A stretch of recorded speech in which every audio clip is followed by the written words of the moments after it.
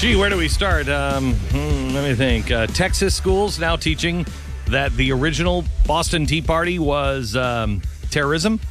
Should we start with that? Should we go to the new international city? Everybody knows. When I say the international city, everybody knows what I'm talking about, right? What? Yeah, it's Boise, Idaho. No, it's not Boise, Idaho. That's ridiculous. And you know it's ridiculous. It's Pocatello. No, it's not Pocatello either. Oh, that's right. It's Bismarck, North Dakota. The international city. Mm-hmm. The international city. The one that the Chesterton, Kentucky. Owned by the world. International city. It's owned by the world. Oh, international city. What's that one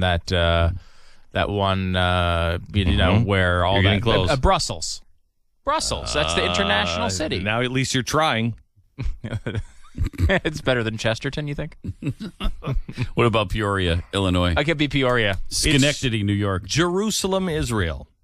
Not to be confused with the capital city of Israel. Because apparently there is no capital city. There is no capital city of Israel, even though the Knesset is there in Jerusalem. Mm-hmm. The prime minister is in Jerusalem. It's not the capital. Yeah, they've got no place to conduct business, government business in Israel. No, it's there's weird. none. There's none. There's no capital city place there. Now CNN is reporting and using the term for Jerusalem as the international city. The international city of Jerusalem. Meaning, let's bring in the UN because this city belongs to the world, not to Israel. You know, there's nobody that has protected Israel and Jerusalem and the holy sites better than the people of Israel. The holy sites are protected by Israel. Mm-hmm. The mosques, the Christian sites, and the Jewish sites, all protected by Israel. You think the UN's going to do a better job than that? Not on your life. Not on your life. You think the Muslims are going to? Not on your life. Yesterday, the State Department came out and would not distance themselves from our ally Turkey, who said that Israel was conducting terrorist strikes, saying that they were terrorist and engaged in terrorist activity. And our State Department would not distance themselves from that and say that that was wrong. Well, I couldn't believe it, but there was a scattered shower of journalism that broke out. Finally, somebody from the Associated Press actually said this. Listen. You say that it would not be helpful for you to discuss any of your conversations, that quiet diplomacy is the way to de-escalate that. Well, you've been doing your quiet diplomacy now for almost a week. How's it going so far? We are working hard with the parties. Hasn't We're working hard with to anybody that maybe being less quiet might get more results? The squeaky wheel gets greased, that kind of thing? I'll let the You're staying silent while people are dying left and right. Matt, we are being far from silent. The president You're not telling us anything about what you're. When the Turks come out, when the leaders of Turkey come out and say that Israel is engaged in acts of terrorism, and you refuse to say that you don't agree with that, or maybe you do agree with it, that's being silent.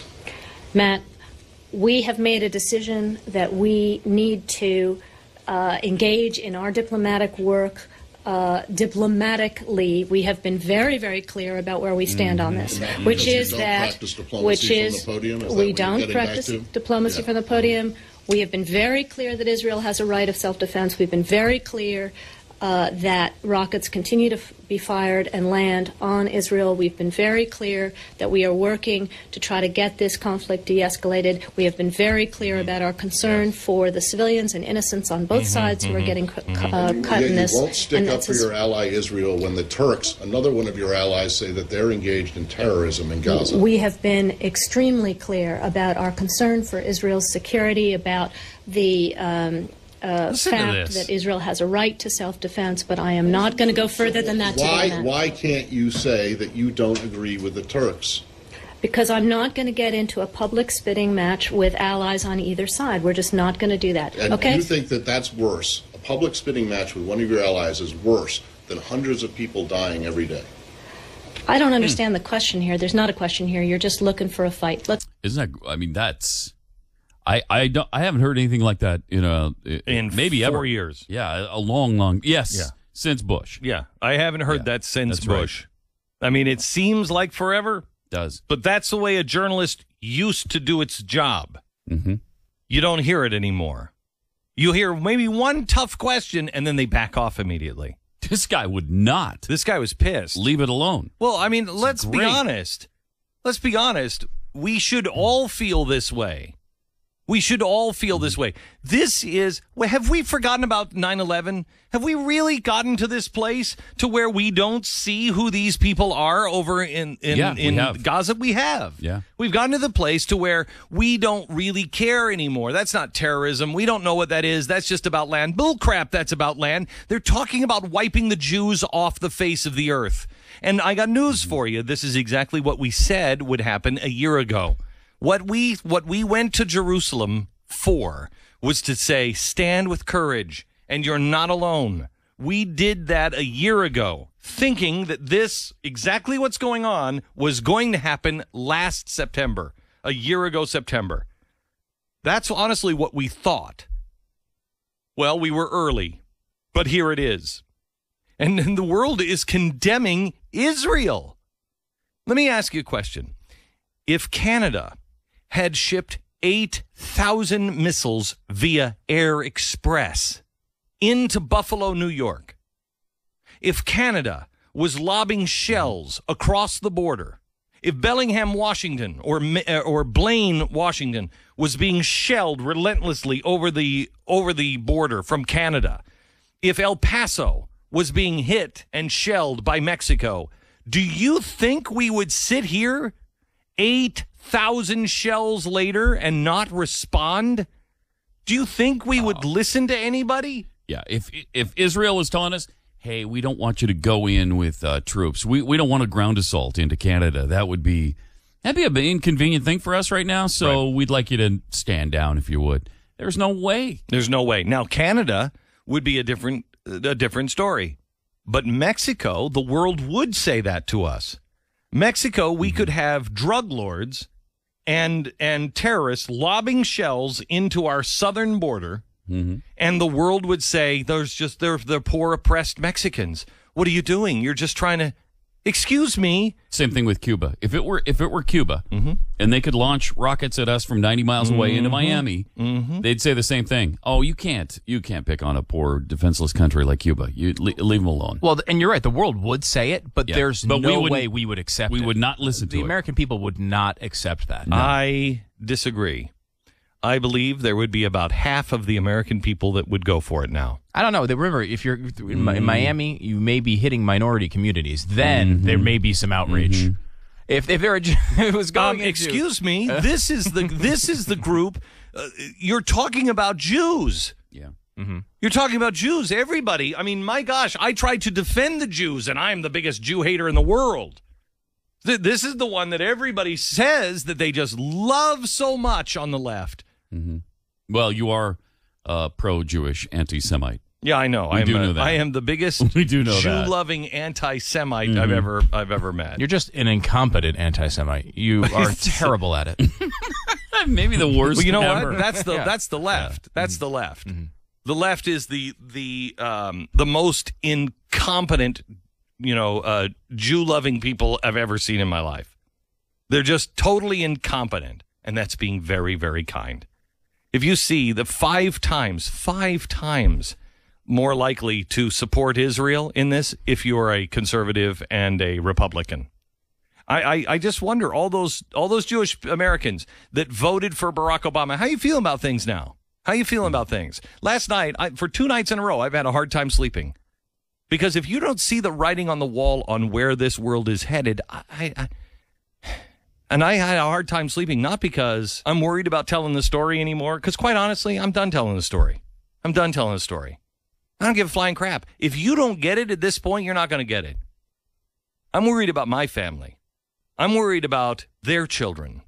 I'm worried about my town. I'm worried about Texas, quite honestly. I'm really to the point now where I'm like, if the Northeast wants to go to hell, let them. Let them. I don't really care. I have to care about the things that I can affect. I mean, this is what led me to my alcoholism. I can only care about the things that I can affect and I can change. I'm not going to change the Northeast. You think you're going to change New York City? No. What are the things that you can actually affect? You can affect yourself. You can affect your family. And beyond that, I mean, you have a hard time even affecting your family at times. You can affect them, but you can't control them. You can only control yourself, and you can't control the circumstances that you find yourself in. But we have to save the things that we can save. And we have to save our states. We have to save our cities. We have to save our children. And the best way to save those is to get out of the media and get out of the educational system. You're not going to save it if you don't change the way you're educating your kids. We're not going to save it. We've already lost 18 to 29-year-olds. They're done. They're done. How old's your kid? Do you know what your kid's being taught? Do you know what NBC yesterday said about Thanksgiving? NBC said that it was nothing but oppression, disease, slavery, and death. That's what Thanksgiving is all about. That's MSNBC. What? Really? Yeah, oh yeah. No, what just was the crux of that? Oh, just an anti European settlers kind of rant. Fine. And I thought to myself, when I saw that, I thought, how do you get there? Wow. Well, you get there through education and years and years and years of education.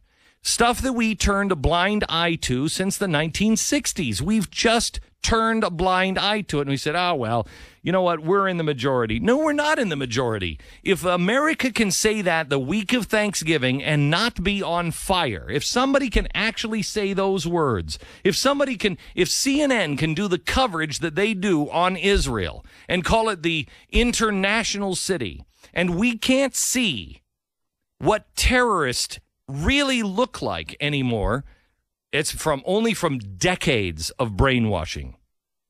Texas is now teaching, we have the curriculum here, Texas is now teaching that the Boston Tea Party was terrorism. Texas. You know who's bringing this to our attention? The 9/12 Project. The 9/12 Project is in the schools, and they're looking at it, and they can't get a copy of the curriculum. How can they not get a copy? It's part of C-Scope, this Texas Education Service Center Curriculum Collaborative. And you can't, let's see, it was explained to me, the old-fashioned need a textbook. But today's world, this is from one of our 9/12 people, we don't need a book. I just wanted access to the materials being taught to my kids. They eventually offered to allow me to schedule a 30-minute time slot on campus to review the entire curriculum. I was never able to convince them that reviewing the curriculum for 30 minutes one day did nothing to help me as a parent assist my child in his studies. It was at this point I began to research C-Scope. I began to see who the authors were and their philosophical leanings, blah, blah, blah, blah, blah. Our kids have no textbooks to bring home. It was explained to me that all the curriculum is now online. I was, however, not allowed to access or read the new online curriculum. Instead, I was directed to the parent portal. The parent portal lists the objectives for the day, but it has no narrative associated with it. Unacceptable. It was explained to me that the main online section is where teachers create their lessons plan and the scope and their sequence. This, since this was their intellectual property, they had to protect this portion of the curriculum and restrict the access. Nope. Sorry. And listen to me. You go find out if your school is using C-Scope, because we do have the lesson on terrorism. And it's wonderful because it and I'll give it to you later on in the program. It talks a little bit about the Boston Tea Party and how the Boston Tea Party was terror. That's Texas. And if your kids are in there, pull them out today. We cannot allow another day of our children being taught lies and filth about the country. We can't. We have to look closer to home. Forget about Washington. Forget about the GOP. Look closer to home. We'll get back to Washington. We'll make sure Freedom Works is there. They're working for it. They'll alert. There are the grassroots people are looking. They'll alert. We have to stay in touch.